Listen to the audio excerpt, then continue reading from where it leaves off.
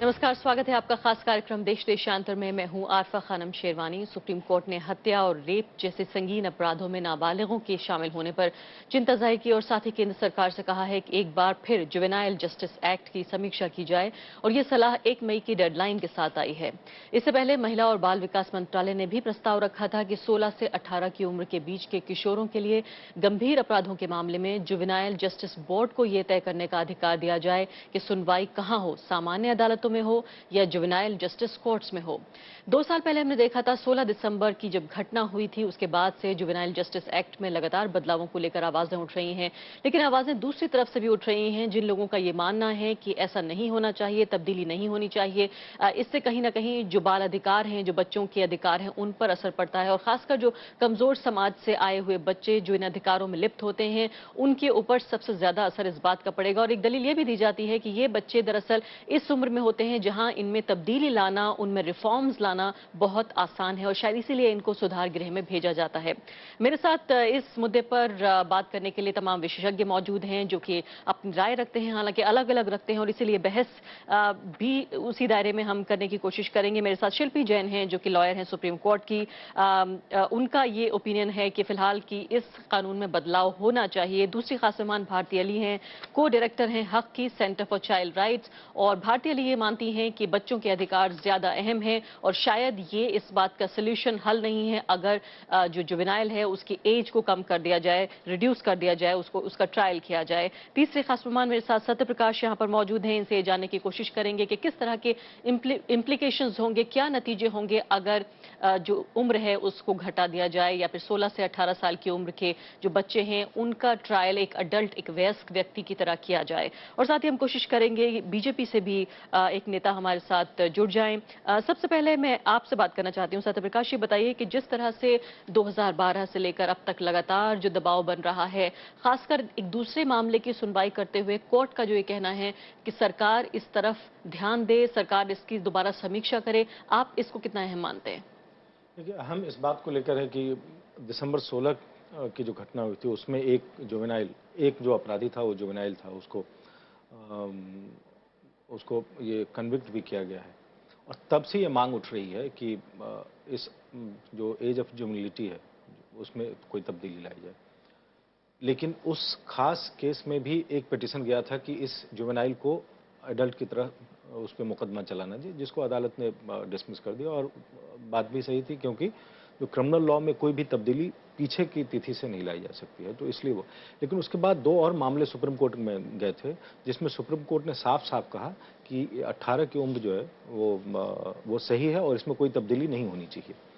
अभी रिसेंटली लेकिन supreme court ने अभी 2-3 दिन पहले ये कहा है कि सरकार को इस पे पुनर्विचार करना चाहिए। और अदालत ने ये भी कहा कि जो 16 से 18 के बीच के जो आयु वर्ग के जो लड़के हैं या लड़कियां, उनमें जो अपराध की प्रवृत्ति है वो बढ़ रही है और उनके अपराध में संलिप्तता बढ़ रही है। और आपको मैं कुछ आंकड़े देना चाहूँगा उसमें, जो मर्डर के केसेस हैं जिसमें जुवेनाइल्स के इन्वॉल्वमेंट है, वो पिछले एक दशक में 2003 से 2013 के दशक में उसमें 116% का इजाफा हुआ है। और इसी तरह जो बलात्कार और किडनैपिंग की घटनाएं हैं उसमें 304 और 455% का इजाफा हुआ है। तो ये बहुत बड़े आंकड़े हैं। और हालांकि ये भी कहा जा रहा है कि ये आंकड़े जो आमतौर पे जो क्राइम में जो बढ़ोतरी हुई है उसके हिसाब से ही है, बहुत ज़्यादा उसमें चिंता करने की बात नहीं है। लेकिन जो अहम चीज़ है, जो सुप्रीम कोर्ट ने ये कहा है कि आप सिर्फ जो अपराध में एक पहलू को आप देख रहे हैं कि जो इसमें अपराधी है वो नाबालिग है, इसलिए उसमें सुधार होना चाहिए, न कि उसको सज़ा मिलनी चाहिए। लेकिन जो दूसरा पक्ष है, जो कि विक्टिम है, उसकी तरफ से आप इसको इस पूरे समस्या को नहीं देख रहे यानी हैं। कहा यह जा रहा है कि अधिकार जो है मुजरिम के तो हैं, लेकिन विक्टिम के जो पीड़ित है उसके अधिकार नहीं है। इसमें ये चीज अहम है और इसमें संतुलन का बिंदु कहाँ पे हो, इसको खोजने की तो बात यानी है। आप ही कह रहे हैं कि जो एक बिटवीन द लाइन्स अगर पढ़ा जाए तो अदालत का जब समीक्षा कहने का मतलब है तो कहीं ना कहीं उनकी राय उभर कर सामने ये आ रही है कि उम्र को घटाया जाना चाहिए। चूंकि अदालत अब मेरे ख्याल से इनडायरेक्ट वे में यही बात होगी, सिर्फ चूंकि अदालत खुद नहीं करना चाहिए उनको, चूंकि कानून बनाना संसद का काम है, इसलिए संसद, लेकिन उन्होंने सरकार से ये कहा है कि आप इसकी समीक्षा कीजिए और बदली हुई परिस्थितियों में इसमें कोई तब्दीली लाई जा सकती है नहीं लाई जा सकती है, इस पर विचार कीजिए। और लेकिन दिक्कत यह है कि ये जो आप दो जो विचारधाराएं हैं या दो तरह के विचार जो सामने आ रहे हैं, एक कोई तब्दीली होनी चाहिए और दूसरी नहीं होनी चाहिए, ये दोनों विचारधाराएं केंद्रीय मंत्रिपरिषद में भी हैं और इसको लेके मंत्रिपरिषद में कोई निर्णय नहीं हो पाया है और एक समिति को ये मामला, वरना अभी तक तो उसमें फैसला हो गया होता, लेकिन जिस तरह का दबाव मिल रहा है उसकी वजह से फैसला नहीं हुआ है। मैं आपकी तरफ आती हूँ शिल्पी जैन, लेकिन इससे पहले भारती अली भी मेरे साथ मौजूद हैं। भारती अली, ये बताइए कि फिलहाल क्यों आखिर जो उम्र है वो क्रिमिनल की ना घटाई जाए, क्यों वाकई 16 से 18 साल की उम्र के जो बच्चे हैं वो उनको क्यों ना एक वयस्क की तरह ट्रीट किया जाए? अगर वो क्राइम जो है वो वयस्कों की तरह कर रहे हैं, अगर वो समझ इस बात की है, वो औरतों महिलाओं पर सबसे ज्यादा जो असर पड़ रहा है इस बात का, 300% जो है वो इजाफा हुआ है महिलाओं के खिलाफ जो क्राइम्स हुए हैं, यानी कि रेप के मामले जो हैं वो 300% बढ़ गए हैं। और जो दूसरे क्राइम्स अगर देखें, ओवरऑल जो क्राइम रेट में बढ़ोतरी हुई है वो 78% हुई है नेशनल क्राइम रिकॉर्ड्स ब्यूरो के मुताबिक। देखिए, सबसे पहले तो हमें आंकड़ों का सही इस्तेमाल करना पड़ेगा। जब हम कहते हैं 300% या 161%, तो वो असल जो एब्सोल्यूट नंबर है आप उसको देखिए। एब्सोल्यूट नंबर में वो 1884 केस है सन 2013 के। तो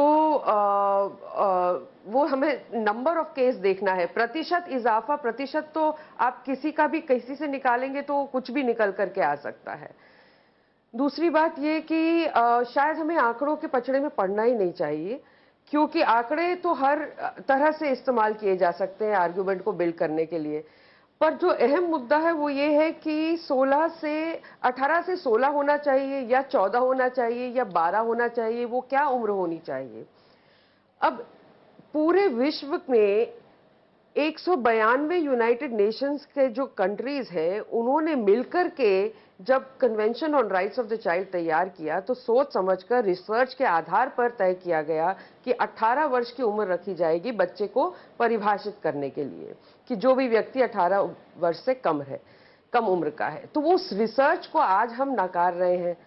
आज भी वही रिसर्च हमारे पास अवेलेबल है, चाहे वो ब्रेन साइंस और ब्रेन डेवलपमेंट पर आप चले जाएं या और अन्य सोशियोलॉजिकल रिसर्च भी अगर आप देखें, तो जो सोशल कंस्ट्रक्ट और लीगल कंस्ट्रक्ट है चाइल्डहुड का, क्योंकि देखिए चाइल्डहुड आप कैसे परिभाषित करते हैं, एक है जो सामाजिक पर्सपेक्टिव है, एक लीगल पर्सपेक्टिव है। तो लीगल पर्सपेक्टिव भी बार बार यही कह रहा है कि एज ऑफ मेजॉरिटी हमारे देश में जो है 18 है, उससे पहले माइनर माना जाता है। कोई कॉन्ट्रैक्ट एक बच्चा नहीं साइन कर सकता जब तक कि वो 18 वर्ष का नहीं होता। तो अपने कन्वीनियंस के अनुसार हम नहीं बदल सकते उम्र को। जी, लेकिन भारती अली, आपने चूंकि अंतर्राष्ट्रीय, मैं आती हूँ आपकी तरफ, सवाल भी मेरा ले लीजिए। दरअसल चूंकि आपने इंटरनेशनल एग्जांपल्स दिए हैं, तो यहाँ दलीलें ये दी जा रही हैं कि वो देश जिनको एक तरह से मॉडल आज के दौर में माना जा रहा है, कम से कम भारत में तो माना जा रहा है, हालांकि इस पर भी जरह हो सकती है कि वो मॉडल हैं या नहीं। मैं इंग्लैंड का अगर जिक्र करूं तो वहां जो क्रिमिनल रिस्पॉन्सिबिलिटी है उसकी उम्र 10 साल तय की गई है। इसके अलावा अगर हम जिक्र करें अमेरिका का, तो वहां पर जो है वो अगर कोई हाउस ब्रेकिंग, रॉबरी का केस होता है, रेप का होता है, कोई भी उम्र हो उस बच्चे की, उसे मेजर की तरह ट्रीट किया जाता है। और ऑस्ट्रेलिया में भी 10 साल से ऊपर के बच्चे को मेजर ट्रीट किया जाता है। तो ये 3 बड़े देश हैं जहां पर कानूनों में तब्दीली लाकर उम्र घटा दी गई है। नहीं, आप फर्क कर रही हैं। मेजर में और एज ऑफ क्रिमिनल रिस्पॉन्सिबिलिटी में फर्क है, अंतर है, उसको समझने की जरूरत है। कैसे? दोनों को मत मिलाइए। बार बार मीडिया दोनों चीजों को मिला करके दिक्कत करता है। एज ऑफ क्रिमिनल रिस्पॉन्सिबिलिटी हमारे देश में जो है वो 7 साल से कम उम्र का बच्चा अगर अपराध करे तो अपराध नहीं माना जाएगा। 7 साल के बाद की उम्र अगर वो अपराध करता है तो वो अपराध माना जाएगा। और 7 से 12 साल के बीच में उसकी परिपक्वता देखी जाएगी उस पर्टिकुलर अपराध के संदर्भ में। 12 साल के बाद वो इस लायक माना जाता है कि वो कोई भी अपराध कर सकता है, वो इतना परिपक्व है कि कोई भी अपराध कर सकता है। तो एज ऑफ क्रिमिनल रिस्पॉन्सिबिलिटी हमारे यहाँ तय है और वो बहुत कम है। जुवेनाइलिटी की जो परिभाषा है, यानी कि बच्चे की परिभाषा, शब्द जुवेनाइल का अर्थ है बच्चा, वो 18 वर्ष है। और उसका कारण जो है वो ये है कि अगर कोई 18 वर्ष से कम आयु का व्यक्ति अपराध करता है तो आप उसके साथ क्या कीजिएगा? क्या उसको आप फांसी दीजिएगा? क्या आप उसको आप जीवन का कारावास, आजीवन कारावास दीजिएगा या कुछ और दीजिएगा? तो वो ट्रीटमेंट क्या होगा, उसके लिए हम परिभाषित कर रहे हैं कि बच्चे की उम्र क्या होगी। जी हाँ। एज ऑफ क्रिमिनल रिस्पॉन्सिबिलिटी हमारी, लेकिन भारतीय ने जिस तरह का कानून है, जिस तरह का कानून फिलहाल देश में है, उसमें एक अरसे के बाद तो बच्चे को जेल में भी नहीं रखा जा सकता कि अगर माना वो सुधार गृह में है वहां पर और उस दौरान ही अगर वो अडल्ट हो जाता है तो वापस उसे जो अडल्ट वाली जेल है उसमें नहीं डाला जा सकता और सुधार गृह में भी वो नहीं रह सकता, तो इस वजह से उसको रिहा करना पड़ता है। तो क्या आपको लगता है ये खामी है एक कानून की या फिर ये ठीक है? नहीं, शायद वजह ये नहीं है कि इस वजह से उसको रिहा करना पड़ता है। हमें समझना पड़ेगा कि उस व्यक्ति को जो व्यक्ति जब जुवेनाइल जस्टिस सिस्टम में आया, वो इसलिए आया क्योंकि वो 18 वर्ष से कम उम्र का था। उसके बाद किसने उस पर काम किया, किसने उसका इंडिविजुअल प्लान बनाकर ध्यान दिया कि कहाँ उसको सुधार लाने की जरूरत है उस व्यक्ति में और क्या काम हुआ। अगर वो हो सकता है सुधार 1 वर्ष में आ जाए, हो सकता है वो सुधार आने में 3 वर्ष लगे, हो सकता है उससे ज्यादा समय भी लग जाए। तो कानून में आज अगर जुवेनाइल जस्टिस एक्ट के कानून में अगर कुछ कमी है तो वो एक ही कमी है कि हमने रिव्यू का प्रावधान नहीं रखा है। तो उसी कानून में अगर हम सॉल्यूशन ढूंढे, उपाय ढूंढे, तो वो उपाय निकल कर आ सकते हैं, बजाय इसके कि हम ये चाहें कि हम एक बच्चे को एडल्ट सिस्टम में डाल दें। बिल्कुल। एडल्ट सिस्टम की अपनी कुछ दुविधाएं हैं और उसका एक लॉन्ग टर्म इम्पैक्ट एक बच्चे के जीवन पर है जिसकी भरपाई कोई भी देश नहीं कर सकता। भारतीय लिए इसका जो सामाजिक आधार क्या है? वो जनरेशन नहीं चाहिए। जी हाँ, बिल्कुल। और सामाजिक अधिकार, इसका जो सामाजिक दायरा है, सामाजिक जो पृष्ठभूमि है इसकी, वो क्या है, वो भी आपसे जानने की हम कोशिश करेंगे। लेकिन शिल्पी जैन भी हमारे साथ मौजूद है। शिल्पी जैन, ये बताइए कि अदालत का ये कहना और खासकर चाइल्ड एंड डेवलपमेंट जो मिनिस्ट्री है, महिला और बाल विकास मंत्रालय, उनका भी इस बात पर पूरा जोर है कि उम्र जो है 16 से 18 कर दी जाए और खासकर 2012 के बाद के माहौल में कहीं ना कहीं इस पर एक कंसेंसस बनता हुआ नजर आ रहा है। कोई भी लेजिस्लेशन परफेक्ट नहीं होता है, वो एक समय के दौरान बनता है और उसको टाइम टू टाइम चेक करना पड़ता है कि वो मिसयूज ज्यादा हो रहा है या यूजफुल ज्यादा है। ये एक लॉ है जो अभी हम रीसेंट ट्रेंड्स देख रहे हैं, तो ये लग रहा है कि ये बहुत मिसयूज है और इसका मिसयूज ज्यादा है और यूज कम है। इस तरह अगर आप देखेंगे तो 16 से 18 जो अब रेकमेंड करी जा रही है एज, तो क्रिमिनल लॉ में हम इंटेंशन को कन्विक्ट करते हैं, कंसिडर करते हैं कि उसका मेंसरिया क्या है, क्या उसमें अच्छा और बुरा देखने की सहमति वो है, कैपेबिलिटी। अगर नहीं है तो उसको बच्चा मांगेंगे। अगर एक 16 साल के कन्विक्ट को या अंडर ट्रायल को ये पता है कि जो वो एक्ट कर रहा है वो बुरा है, उसको ये नॉलेज है और इंटेंशनली कर रहा है, तो उसको चाइल्ड की कैटेगरी में नहीं मांगे। अब प्रेजेंट टाइम्स में आप देखेंगे कि जो जितना अवेयर एक 7-8 साल का बच्चा 15-20 साल पहले था, उससे कहीं ज्यादा अवेयर है, वो उसका एक्सपोजर बहुत ज्यादा है। यानी आप ही कह रही हैं कि जो दलील दी जा रही है कि जो समाज में बदलाव आ रहे हैं उनके तहत दोबारा देखा जाना जरूरी है, आप ही कहती हैं कि ये दलील मजबूत है कि अब जो अकल पहले एक 16 साल के बच्चे में, 18 साल के बच्चे में होती थी, अब ये मानती हैं आपके 16 साल का बच्चा भी उतना समझ रहा है, उसको एक्सपोजर है इंटरनेट का और अदर टेक्नोलॉजी का। एक छोटा सा बच्चा आज मोबाइल के सारे फंक्शंस जानता है जो पहले नहीं था। और साइंटिस्ट भी कहते हैं कि 5 साल की उम्र तक एक बच्चे का ब्रेन 90% डेवलप हो जाता है, इतनी इंप्रेशनेबल एज होती है। आज के दुनिया में एक 16 साल का जो बच्चा है वो पूरी तरह से अवेयर है। आप निर्भया के केस में भी देखेंगे, जो एक जुवेनाइल था उसमें अंडर ट्रायल और जो बाद में और वो को कन्विक्शन हुई है, वो एक्टिवली पार्टिसिपेट कर रहा था फैक्ट्स के उसमें, जब फैक्ट्स दौरान हुए हैं कोर्ट में, कि उसका पार्टिसिपेशन उतना ही एक्टिव था जो एडल्ट्स का था। और ये लॉ अब हर लेकिन शिल्पी जैन, दलील ये भी है कि क्या एक केस को हम इतना बड़ा मान लें या इतना सिंबॉलिक या आइकॉनिक मान लें कि बाकी सारे बच्चे जो हैं वो देश के, उन सब का भविष्य उस एक केस की बिना पर तय हो जाए? नहीं, जी, वो एक केस इसलिए इस टाइम कंसिडर हो रहा है क्योंकि वो ज़्यादा उसमें क्राइम जो था ज़्यादा हीनियस था, मगर अब भी सुप्रीम कोर्ट ने जो रिकमेंडेशन दी है वो सिर्फ हीनियस क्राइम्स की है। अगर एक क्राइम मर्डर जैसा या रेप जैसा, अब आप इसके, मैं आपको बताऊं एज अ लॉयर कैसे ये मिसयूज हो सकता है। इन केसेस में बहुत बार गैंग रेप होता है या मर्डर में भी कंस्पिरेसी चार्ज होता है।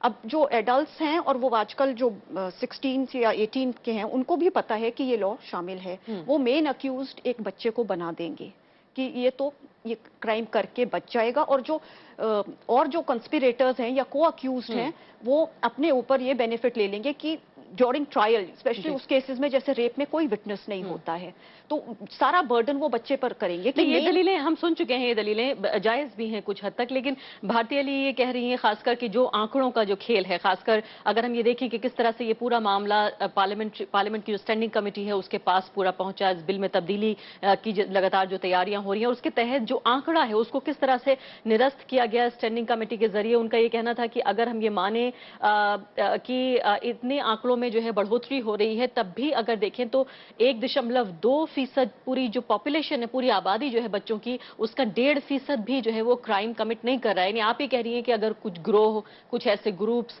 बच्चों को इस्तेमाल कर रहे हैं, उसके बावजूद भी 1.2% सिर्फ बच्चे ऐसे हैं जो किसी ना किसी तरह के क्राइम में इन्वॉल्व हैं।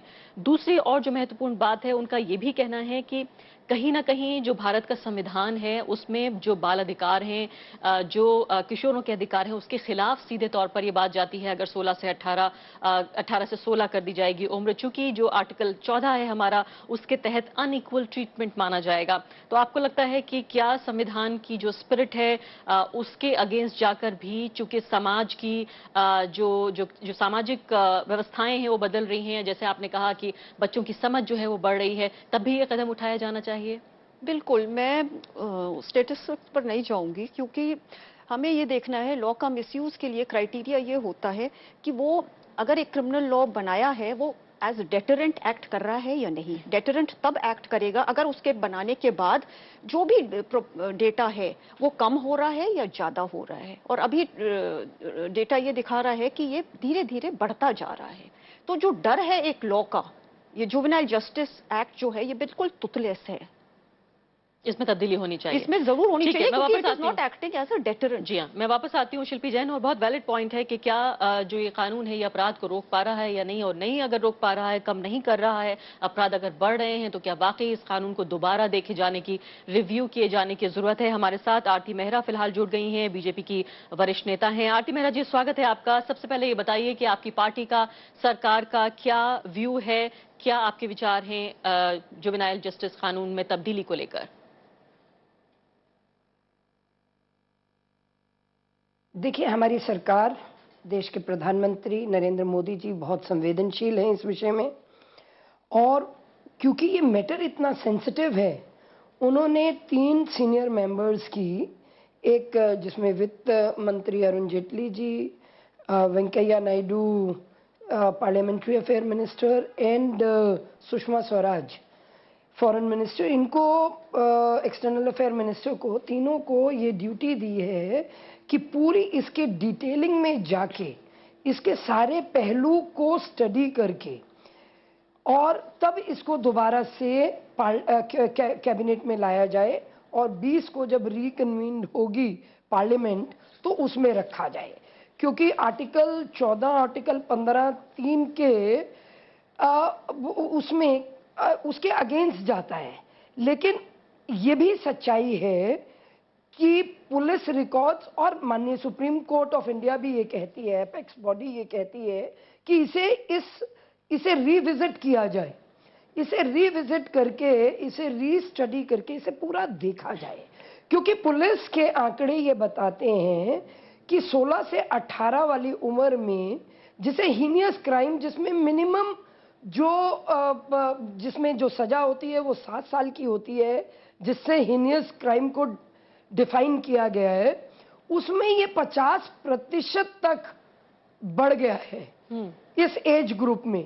तो इसलिए, और निर्भया का केस एक इकलौता केस नहीं है, ऐसे और भी बहुत से केसेस सामने आए। निर्भया में तो आउटरेज सामने आया, सड़कों पे आया, जन जागृति हुई, तो इसका एक बहुत बड़ा, तो ये क्योंकि एक संवेदनशील मुद्दा है, इस मुद्दे पे हमारी जो women and child welfare minister हैं मेनका गांधी, उन्होंने बड़ा फर्म अपना व्यू रखा और उनका व्यू है कि इस पे लॉ बनना ही चाहिए और ये 18 से उम्र 16 की होनी ही चाहिए।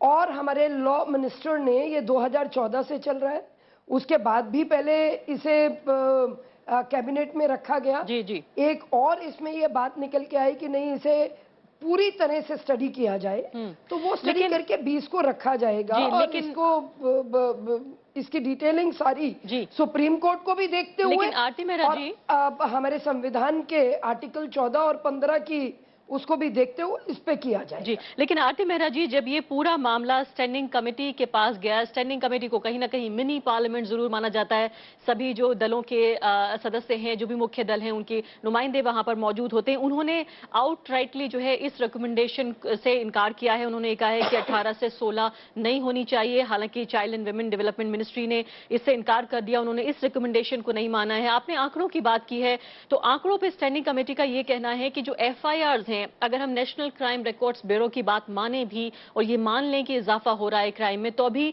ये जो डेटा है वो सिर्फ FIR की बुनियाद पर है, एक्चुअल कन्विक्शन की बुनियाद पर नहीं है। तो कैसे ये मान लिया जाए कि एक दर्ज हुआ केस वाकई अपने आप में पूरी तरह से जुर्म हो गया, ये मान लें।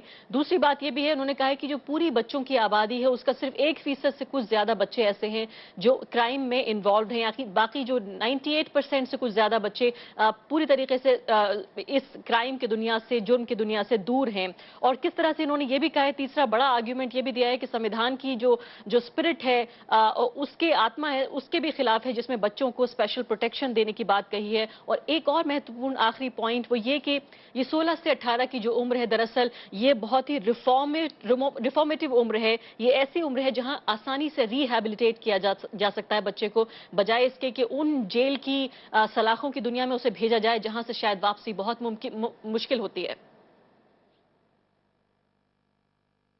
बिल्कुल बिल्कुल, आपने ठीक कहा। तभी इसकी डिटेलिंग में जाने की, इसको पूरी तरह से रिव्यू करने की, जिसमें जो संविधान की आत्मा है वो भी जिंदा रहे और जो क्राइम बढ़ रहा है उसको भी रिफॉर्म्स की तरफ भी चले। इसमें यह भी देखने की बात है कि जिला लेवल पे जो जुवेनाइल जस्टिस बोर्ड्स बने हैं और जिनको इतने राइट्स हैं, जिनकी कुछ ड्यूटीज भी हैं, जिनका ऑब्जेक्टिव जो था उस हिसाब से जो काम कर रहे हैं, जो विजिट कर सकते हैं, जो जेलों को भी विजिट करते हैं कि कहीं पे ऐसे बच्चे ना हो, जो और भी इंक्वायरीज कर सकते हैं। इसके साथ ही साथ कमेटीज हैं जहां पे एक पुलिस ऑफिसर को सिर्फ इसी टास्क के लिए ही अपॉइंट किया गया है। और पूरी जस्टिस वर्मा कमेटी, क्योंकि ये जब सबसे ज्यादा ये चर्चा में तब आया जब निर्भया कांड हुआ, तो वो ठीक है, वो rarest of the rare case था, तो इसलिए उसकी इतनी गूंज उठी। लेकिन जस्टिस वर्मा रिपोर्ट के बाद, वो सारी स्टडीज करने के बाद, मैं तो आपसे कह रही हूं कि ये सेंसिटिव विषय है और प्रधानमंत्री जी इसे इसी लाइट में लेते हुए सीनियर मिनिस्टर्स को ये ड्यूटी दी है कि वो इसके डिटेल में जाके कैबिनेट में नोट पुट अप करेंगे, तब ये डिसाइड होगा कि सरकार का फाइनल व्यू इसमें क्या है और सरकार कैसे चाहती है। क्योंकि सुप्रीम कोर्ट ने भी जो इसे रिविजिट करने के लिए कहा है, सुप्रीम कोर्ट ने भी कहा है कि इसको पूरे उसमें देखा जाना चाहिए, हर लाइट से देखा जाना चाहिए, हर एंगल से देखा जाना चाहिए, बच्चों की रिफॉर्म से भी, but at the same time crime से भी। जैसे अभी डिस्कस हो रहा था कि एज ऑफ क्रिमिनल रिस्पॉन्सिबिलिटी, जी, तो जो बच्चे जानते बूझते हुए इस तरह के घिनौने अपराधों की तरफ आकर्षित हो रहे हैं या जा रहे हैं, उनके रिफॉर्म करने की गुंजाइश है तो जरूर होनी चाहिए।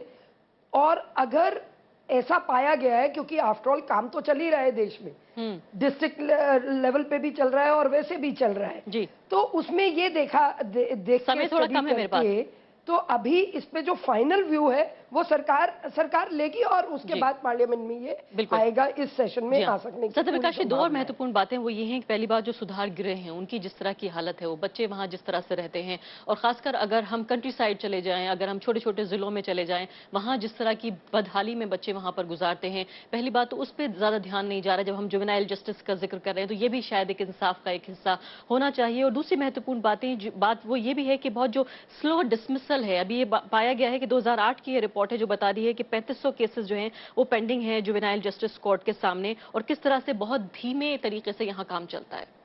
देखिए, जो बदहाली है जुवेनाइल जस्टिस, जो रिफॉर्म होम्स हैं या फिर जो रिमांड होम्स हैं, उसके लिए आपको ग्रामीण इलाकों में छोटे जो जिले स्तर पे जाने की जरूरत नहीं है। वो आप दिल्ली में भी देख सकते हैं, यहाँ भी देख सकते हैं। अक्सर ये रिपोर्ट्स आती हैं कि बच्चे वहां से कूद के भाग गए हैं या कुछ मारपीट हो गई, इस तरह की घटनाएं होती रहती हैं, रिपोर्ट्स आते रहते हैं। एक तो ये सही है, मैं भारती जी से इस बात पे सहमत हूँ कि ये जो पूरा सिस्टम है उसको सही ढंग से काम करने नहीं दिया गया है। उतना जितना इसको मौका मिलना चाहिए था उतना नहीं मिला है। लेकिन जितना भी काम हुआ है उससे ये भी साबित होता है कि ये इफेक्टिव नहीं रहा है। और जो किसी भी क्राइम में एक तो ऑफेंडर है, दूसरा विक्टिम है और तीसरा जो लार्जर सोसाइटी है, तीनों के हितों को कैसे आप एक तरह, विक्टिम चाहेगा कि वो बच जाए चाहे वो किसी तरह से, या जो समाज है उसको क्या चाहिए, उसको चाहिए कि जो आगे इस तरह का अपराध ना हो, ये कैसे सुनिश्चित किया जाए, इसके लिए स्टेट सिस्टम काम करता है। और जो विक्टिम है उसको ये होता है कि अपराधी को सजा मिले। इसमें दिक्कत जो अभी का कानून है उसमें दिक्कत यह है कि ये कानून, अगर कोई बच्चा एक छोटी सी चीज कहीं से उठा लेता है, चुरा लेता है उसमें, और वो बच्चा अगर कहीं पे बलात्कार कर रहा है या हत्या कर रहा है, दोनों तरह के अपराधों में कोई फर्क नहीं किया जाता है। सिर्फ ये देखा जाता है कि वो 18 साल से एक दिन कम है या नहीं, बस।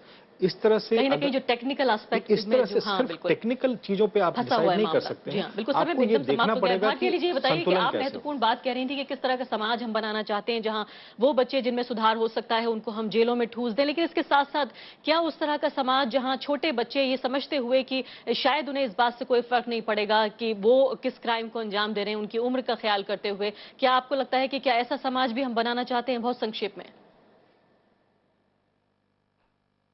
बिल्कुल, मैं यही कह रही हूँ कि हम ऐसा समाज नहीं बनाना चाहते, और यही कारण है कि हमें बच्चों को जेलों में नहीं, उनको दूसरे स्थानों में रखकर उन पर काम करने की जरूरत है।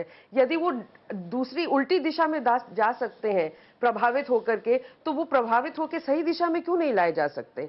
और सामाजिक स्तर पे अगर आप देखें, हम लॉन्ग टर्म एक समाज, ऐसे समाज की परिकल्पना कर रहे हैं जहां बच्चे जो है वो हेल्दी हो, उनकी सोच हेल्दी हो, और जहां आप उनको कारावास में डाल देंगे वहां उनकी वो हेल्दी सोच का आप रास्ता जो है बंद कर दे रहे हैं। लेकिन सत्यप्रकाश ये कह रहे हैं कि ये मामला बहुत तकनीकी बना दिया गया है। बार बार जो है, इस बात का जवाब जरूर दे दीजिए। वो ये कह रहे हैं कि मामला बहुत तकनीकी बना दिया गया है। जैसे दिसंबर के मामले में, 16 दिसंबर के मामले में हमने देखा कि 2-4 दिन इधर उधर होने पर किस तरह से एक अडल्ट और एक जो है वो जुवेनाइल माना जाएगा।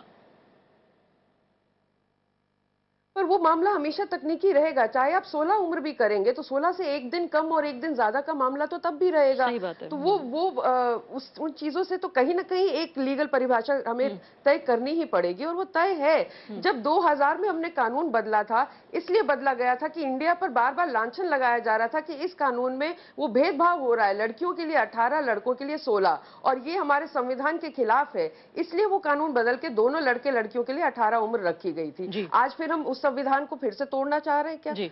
तो ये सवाल है, बुनियादी सवाल है। बहुत बहुत शुक्रिया, आपका समय समाप्त हो चुका है। मैं जानती हूँ शिल्पी और सत्यप्रकाश दोनों कुछ कहना चाहते हैं, लेकिन माफी चाहती हूँ, समय बिल्कुल खत्म हो चुका है। शिल्पी जैन आपका शुक्रिया, सत्यप्रकाश और आरती मेहरा जी भी हमारे साथ जुड़ी हुई थी। तो साफ तौर पर फिलहाल तो ऐसा लगता है कि जो चाइल्ड राइट्स एक्टिविस्ट है उनके दबाव में फिलहाल सरकार ने किसी भी फैसला लेने से इनकार तो नहीं किया है, लेकिन अभी मामला बिल्कुल टल गया लगता है। लेकिन आने वाले दिनों में जिस तरह का कंसेंसस बन रहा है उसमें जरूर कोई ना कोई फैसला जरूर लेना होगा। इसी के साथ अभी के लिए इतना ही, नमस्कार।